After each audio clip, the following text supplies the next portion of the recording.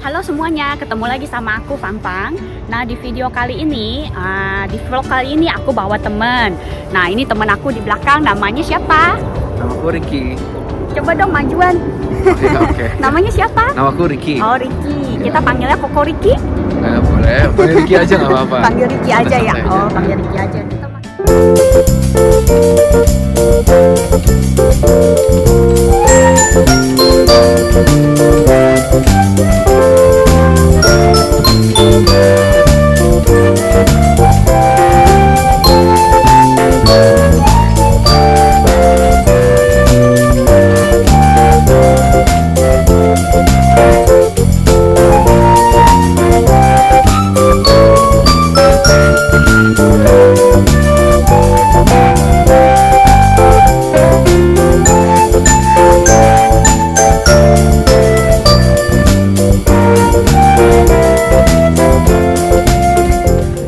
Oke guys, sekarang aku mau tanya-tanya sama Ricky. Ricky, kapan sampai di Kanada ya? Aku sampai di Kanada itu tahun lalu di Oktober tanggal 2. Jadi Oktober tanggal 2 di 2021. Oh, baru sampai guys. Iya baru sampai. Ya Masih jadi newcomer. baru 1 tahun sebulan lah, 1 tahun 1 Iya, bulan. baru 1 tahun ya. Iya, newcomer ya. Masih fresh banget nih guys. Jadi kalau kalian mau nanya-nanya bisa tanya lagi sama Koko Ricky atau sama Ricky. Panggil Ricky aja. nggak Panggil apa-apa. Ricky aja Iya. ya. Ricky, kamu sampai di sini gimana caranya ya? Cara apply-nya gitu sebelumnya? Waktu masih di Indo atau gimana? Ya jadi waktu itu kayak masih di Indonesia, kebetulan ada kenal teman papi. Teman papi itu udah kayak Canadian, udah jadi warga negara sini. Oh, Nah, jadi pada saat itu papi kayak bikin rencana, ya udah kamu jadi warga negara sono juga, warga negara Kanada aja gitu. Jadi akhirnya ya aku apply ke education agency gitu, dan akhirnya bisa sampai saat ini gitu. oh, prosesnya lama nggak sih? Waktu di Indo? Prosesnya waktu di Indo gara-gara COVID itu emang agak ribet ya. Jadi sebetulnya mau ke sini itu tahun 2020. Jadi Oh. ngapain itu 2019. Iya. Cuman gara-gara COVID orang tua tuh nggak setuju karena belajarnya online. Jadi Iya, aku tuh mundur 1 tahun gitu. Oh, Nah pas mundur 1 tahun lagi itu dari kedutaan emang agak diribetin. Maksudnya karena ada prosedur-prosedur yang kita harus ikutin. Jadi pertama kita harus medical check up lagi, kita harus menyerahkan bukti keuangan kita dan sebagainya. Memang itu agak ribet, tapi itu sebetulnya fair untuk dilakukan gitu. Ya memang karena ada extraordinary event karena COVID, jadi kedutaan butuh requirement lebih untuk memastikan student ini mampu dan bisa bertahan di Kanada gitu. oh. Jadi prosesnya tuh berapa lama kira-kira? Hampir setahun atau setengah tahunan? Prosesnya itu tergantung orang dari kedutaan itu kerjanya gimana, cepat atau enggak. Ada yang 3 bulan udah selesai. Oh. Ada yang 6 bulan baru selesai. Ada yang 1 tahun baru selesai gitu loh. Ada yang udah 6 bulan terus ditolak terus dia harus apply lagi. Oh iya. Tapi mostly semuanya lancar-lancar aja. Oh gitu. Kamu apply-nya di mana? Embasi atau? Aku lewat agency. Ya. Di Nah, Jakarta atau mana? Agency di Jakarta. Dan itu nggak ribet sama sekali karena dia ngurusin semua Di gitu. Jakarta yang di Kuningan bukan sih? Bukan, aku bukan di Kuningan, aku yang di Puri Indah gitu. Puri Indah, oh ada ya? Ada. Jadi kalau mau cari education agency ya pertama pastiin aja dia qualified gitu lah. Ya jadi nanti kan kita nge-apply-nya juga diurusin dari hulu hingga hilir gitu. Dan kita nggak perlu takut, wah nanti kalau sama agency biayanya lebih mahal dong karena ada fee dan sebagainya. Iya. Itu tenang aja, itu nggak bakal ada fee dan sebagainya karena mereka dapat fee dari kampus yang kita daftar gitu. Jadi udah fair ya? Jadi free gitu. Free ya? Iya. Jadi bagus deh kalau bisa di Puri Indah lebih dekat ya. Waktu itu aku apply-nya di Kuningan, jauh. Oh, udah di Kuningan. Iya, jadi bolak-balik surat apa ke Kuningan. Iya. Terus kamu kesini berarti langsung jalurnya study ya, student. Aku studi. Terus gimana? Jadi cari sekolah dulu gitu jalurnya. Ya jadi pertama pasti kita research dulu. Research Mau sekolah di mana gitu. bukan. Researchnya pertama bagaimana menjadi PR di Kanada. Karena tujuan utamanya sebenarnya mau jadi PR kan, permanent resident. Nah, jalur yang paling memungkinkan dan yang paling gampang itu sebagai student dulu. Dimana kalau kita belajar di sini selama 2 years, kita akan dapat kesempatan kerja 3 years, dimana itu akan ada peluang untuk menjadi permanent residency gitu. Jadi, Ya. terus nih setelah kamu sampai di Kanada, ngapain tuh? Nganggur dulu nggak sih? Atau ada tempat? Kamu tinggalnya di mana? Aku kebetulan tinggal sama landlord aku, Ya. dimana landlord aku itu teman papiku dari SD. Oh, Ya, gitu. jadi benar-benar diarahin sama beliau satu persatu, step by step. Dan waktu pas sampai di Kanada, itu kan kita diminta karantina dulu dalam kamar. Itu kayak maybe around 2 weeks gitu. Oh, Tapi enaknya karena kayak landlord aku kerja di restoran, jadi setelah karantina aku udah bisa langsung kerja gitu loh. oh enak banget ya. Enak banget. Jadi Langsung dapat kerja guys. itu enak banget. Iya. Orang-orang pada bingung mau dapat kerja di sini gimana gitu kan. Betul. Biasanya tuh mereka tuh ya kayak 1 Bingung bulan, gitu. 2 bulan Ya, dulu nganggur. dulu, ya. Ya biasa ada yang 6 bulan dulu nganggur. Iya. Habis itu baru dia nanya ke kiri ke kanan bagaimana Iya, cara iya, dapat iya. kerjaan di sini. Dan aku langsung dapat tanpa resume, tanpa interview langsung kerja. Langsung kerja. Iya. Iya, enak banget, hoki deh. Ya hoki banget ya. Heeh. Tapi kamu kerja di satu tempat atau 2 tempat sekarang?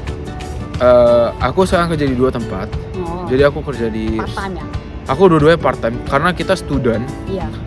Sebelum 15 November 2022 kita cuma dapat jatah kerja 20 hours. Tapi after November 15 until at the end of the next year kita boleh kerja up to 40 hours. Oh, Jadi- jadi double ya? Double.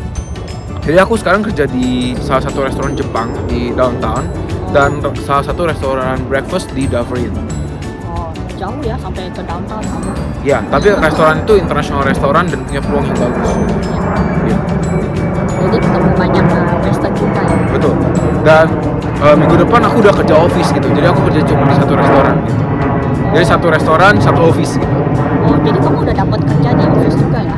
Udah dapat. Karena itu dapatnya quality koneksi juga dan itu mudah banget deh, interviewnya juga sebatas Orang formalitas Indo, dan sebagainya. Indo juga di sana atau gimana? Accounting manajernya orang Indo. Tapi enak banget guys. iya, itu enak banget. Ricky laki. Ya, I think like ini semua ya berkat Tuhan juga Ya, gitu kan. laki ya. Udah ada prosesnya semua. Iya, itu ada prosesnya semua Jadi tapi kamu jadi accounting ya? I'm accountant. Terus orang manajernya orang Indo juga, enak banget. Accounting manager orang Indo tapi Iya. Gimana tuh? at the office we speak in English karena because Iya, we need iya. to respect each other gitu. Iya, iya. Iya. Cannot just speak Indonesia. Ya, jadi waktu aku mau interview aku ngomong bahasa Indonesia, dia tetap reply-nya bahasa Inggris ya. Kita udah ngerti iya, lah iya. maksudnya apa Iya, gitu. to be polite lah. Ya, gitu to be ya. polite.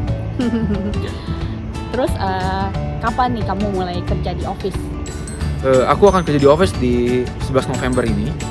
Oh, udah mau mulai ya? Udah mau mulai. Jadi minggu depan aku cuma kerja di satu restoran dan cuma 1 hari. Dan aku kerja di office akan 3 hari gitu. Oh gitu. Nih guys, jadi aku ada resumenya Ricky. Jadi Ricky itu tuh udah kuliah di Indo, kuliahnya di Untar. Iya, aku dari- Untar kan ya? Ya, dari Tarumanagara. Iya, di Untar. Mana nih teman-teman dari Untar? Teman Ricky Halo, mana? Rick. Halo. Halo. Sekarang Ricky udah di Kanada nih. Siapa yang mau nyusul? Ya, pasti banyak lah. Iya. Oke guys, jadi Ricky nih udah kuliah di Untar. Berarti kuliah S1 dong udah ya? Ya, Udah selesai. betul. Aku Bachelor of Accounting udah kelar selama 3,5 tahun gitu di Untar. Oh cepet ya, 3,5 tahun. Harusnya biasa 4 tahun kan? Ya, kebut lah. Kejar. Kita kejar Iya. target. Pinter juga nih Ricky. Terus udah selesai S1, datang ke sini jadi apa? Bachelor lagi ya? Enggak, jadi selesai S1, aku kerja dulu di kantor akuntan publik di Ernst & Young. Oh di Indo? Ya, EY Oh. Jakarta. Iya ya. Dan abis itu aku selama 10 bulan gitu. Abis itu aku baru kesini gitu. Oh baru abis itu apply ke sini nunggu gitu ya? Betul. Dan aku merasa gini, orang di kayak employer di Jakarta, di Indonesia sama di Kanada itu sangat berbeda gitu. Karena yang namanya employer di sini sangat menghargai apa yang namanya experience kita. Jadi kita ngebayangin gini, kalau kita ngebandingin sama pesaing kita pasti kalah.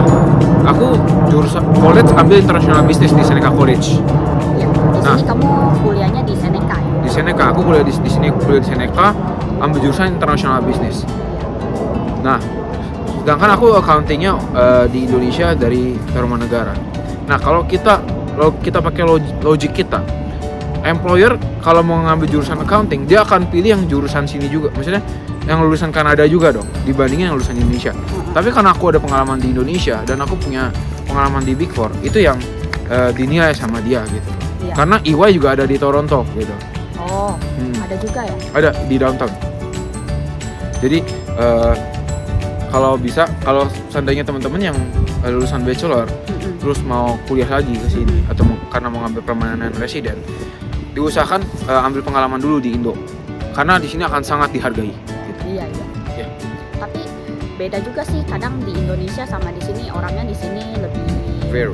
Iya, lebih kayaknya gimana gitu ya ngomongnya. Nggak lu gua gitu ya. Ya, di sini Gimana ya? sistemnya lebih bagus, profesionalismenya lebih bagus. Jadi Dan- saling menolong lah ya. Ya, dan di sini kalau kerja ya kalau 5 PM tank udah pulang gitu loh. 5:30 Iya. udah pulang. Iya. Beda kalau kita di Indonesia, kita kadang-kadang lembur Kadang sampai jam lembur, ya. 9. Apalagi kalau kerja di akuntan publik, itu kadang-kadang kita bisa tidur sampai jam 4 pagi gitu. Jam 4 pagi bangun jam 8 pagi harus udah fresh lagi. Dan itu kadang-kadang overtime kita nggak dibayar. Iya. Beda di sini orangnya benar-benar semuanya serba fair lah. Semuanya fair. Apa yang kita kerjakan itu yang dibayar. Iya. Kadang kalau apa namanya tuh ya kayak waktu sebelumnya masih COVID, terus kerja di rumah aja tuh masih fair banget dibayar ya kan? Ya, kayak Iya, begitu dibayar. iya, masih Cuma dibayar. aku kan kerja di restoran. Iya. Cuman ya kalau kerja restoran pasti nggak bisa WFH lah. Iya, kerja di restoran tetap harus datang kan? Ya, tapi landlordku yang kerja di kantoran itu kerja di rumah dibayar. Iya. Oke, jadi sekarang aku mau tanya, kamu kerja di restoran, boleh tahu nggak salary-nya tuh berapa per jam? Setiap restoran tuh beda-beda. Iya. Cuman range-nya itu dari Dolar? 15,5 sampai ada yang $18. Oh, Terus biasanya kan kalau di Indonesia kan ya kalau kita kerja restoran nih sebulan dapat 4 juta katakan. Ya udah 4 juta ya terima take home pay-nya gitu. Tapi iya. kalau di sini kita ada dapat tips juga gitu loh. Nah, itu tipsnya tergantung. masih dipotong tax gak sih? Kalau tips itu nggak dipotong tax biasanya. Oh, tapi kalau salary masih dipotong tax ya? Sehari dipotong tax. 13%? Nah, itu tergantung. Semakin taxnya itu sama kayak Indonesia di sini. Di sini progresif. Dan di sini juga ada insurance dari pemerintah, CPP, ada EI juga, employee insurance. Itu kita dipotong lagi gaji kita gitu. Oh, Ya, tapi terima bersihnya masih oke lah buat kita Iya, gitu. masih Apalagi bisa. student. Ya, masih dapat support dari orang tua, dapat Iya. uang jajan. Nah. Iya. Iya. Jadi buat kamu di sini tuh buat experience aja ya, pengalaman ya. Ya, buat experience sama buat nambah uang jajan lah gitu. Iya. Oke, kita menuju ke mana nih pertanyaannya? Terus, jurusan apa kamu di sini ya di Seneca? Aku di Seneca ambil International Business Diploma Program. Berapa lama? Itu selama 2 tahun, tapi aku kebut, aku ambil summer school. Ya. Jadi aku cuma kuliah 1 tahun 3 bulan. Oh, Sini. iya. Tapi memang nanti kalau buat nge-apply permanent resident itu dihitungnya 2 tahun. Karena programnya 2 tahun. Terus biaya kuliahnya mahal gak sih di Seneca? Biaya kuliah di Seneca itu gak mahal. Soalnya college ya? Soalnya college, betul. Ya, belum university ya? Betul, belum university. Jadi kalau college itu range-nya di Kanada itu mirip-mirip, 8.000 sampai 9.000 per semester. Itu di tahun 2022. Tergantung jurusan gak sih? Nggak semua rata-rata flat segitu. Oh. Tapi kalau seandainya di university, itu tergantung university-nya. Kalau kayak kita ke U of T itu harganya mahal banget kan. Iya. Bisa Udah sampai- university. Satu tahun itu bisa 65.000. Satu semester? Satu tahun 65.000. Gede banget guys. Iya, mahal. Oke guys, teman-teman banyak yang nanya nih sebelumnya apa itu AIP, PNP sama Express Entry. Nah Ya. sekarang Ricky akan jelaskan nih di sini. Coba AIP gimana sih Ricky? Jadi AIP ya, AIP itu kepanjangannya Atlantic Immigration Program. Jadi itu program yang dibuat sama federal government untuk menjadi permanent resident di 4 provinsi: Nova Scotia, Newfoundland and Labrador, New Brunswick, sama Prince Edward Island. Oh. Nah, jadi kalau di sini sistemnya kalau kita kerja di 4 provinsi itu, Ya. pekerjaan apapun dan kita kerja selama 2 tahun, kita bisa nge-apply permanent resident. Oh, Nah, betul. Kenapa? Karena di 4 provinsi ini kan mungkin mereka juga butuh orang dan sebagainya kan, kekurangan orang. Nah, kalau di luar 4 provinsi itu, Ya. kita punya pekerjaan harus sesuai dengan NOC. NOC untuk nge-apply PR. NOC itu National Occupancy gitu. Oh, gitu. Nah, jadi kan ada NOC itu dibagi menjadi 4. Ada NOC 0, 0, NOC A, NOC B, NOC C. Jadi kalau yang 0 itu untuk yang istilahnya untuk bagian yang profesional. Terus yang A juga untuk profesional. A itu untuk managerial. Oh. Untuk managerial workers. NOC B itu untuk yang skill worker, kayak contohnya kayak chef, line cook dan sebagainya. Ada lagi NOCD. Nah, NOCD itu yang unskilled worker. Nah, kalau kita punya pekerjaan masuknya NOCD, itu kita nggak bisa nge-apply permanent resident selain di 4 provinsi ini. Jadi kalau kita pekerjaannya mungkin cuman contoh tukang Kasir masak, gitu. tukang masak di McD, Iya, kasir. Heeh. Nah, itu kita mau nge-apply permanent resident harus di 4 provinsi ini. Oh. Newfoundland and Labrador, New Brunswick, Nova Prince Scotia. Edward Island, sama Nova Scotia. Oh, gitu. Ya. Terus sekarang PNP. Nah. PNP itu ya. PNP itu Provincial Nominee Program. Itu yang selain di 4 provinsi ini, contoh kayak di Toronto. Nah, itu kita nge-apply PR berdasarkan poin dari setiap provinsi. Nah, itu poin itu berubah-berubah tergantung kondisi ekonomi dan tergantung kebijakan pemerintahnya, government policy-nya. Oh, gitu. Nah, itu ada beberapa hal yang dia assess. Sebagai contoh, kayak kita punya pekerjaan, pendidikan kita, terus English proficiency, French juga bisa masuk, sama kita punya keluarga di sini atau enggak. Kalau 4-4-nya itu kita bagus dan poinnya tinggi di atas standarnya pemerintah, ya kita bisa. Jadi itu tergantung PPR. poin gitu ya kalau PNP gitu ya. Betul, tergantung Oh, poin. gitu. Jadi sekarang apa? Express entry. ya. Nah, express entry itu jadi kita mau jadi permanent resident dengan cara yang lebih cepat dan lebih ekspres. Nah, itu dibagi menjadi 3 level. Pertama, Canadian Experience Entry Express. Jadi jadi dia itu kalau udah kerja di Kanada selama 1 tahun, nah, terus hoursnya itu harus 1.560 jam dalam 1 tahun itu. Oh, jadi Ya. harus dihitungin dah. 1.560 jam. Harusnya Berarti berapa tahun ya? 1.560 jam itu 1 tahun. 1 tahun ya? Karena Oh. itu perhitungannya, let's say 30 hours dikali 52 gitu. 52 jam. Kali 52 minggu dong. Kan 52 minggu. Oh, iya. 30 hours itu kan per week. Iya, iya. Kali 52. Nah, kalau kita kerja yang 40 hours atau 35 hours, itu kan sangat cepat gitu kan. Iya, iya. Ada lagi yang untuk Federal Skill Trade. Nah, itu untuk yang ibaratnya orang dari luar negeri, Hah? orang luar negeri mau jadi permanent resident di sini. Orang dari luar negeri. Iya, Tapi orang Indo atau gimana? Orang mungkin kita dari Indonesia, tapi kita mau jadi permanent resident di sini tanpa harus jadi student dulu sebagai contoh. Oh, gitu ya. Itu kita bisa apply pakai program itu.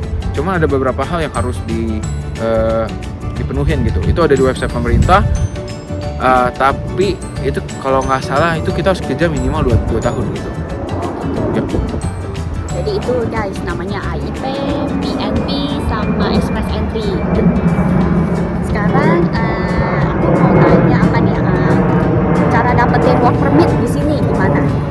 Cara dapetin work permit karena aku student.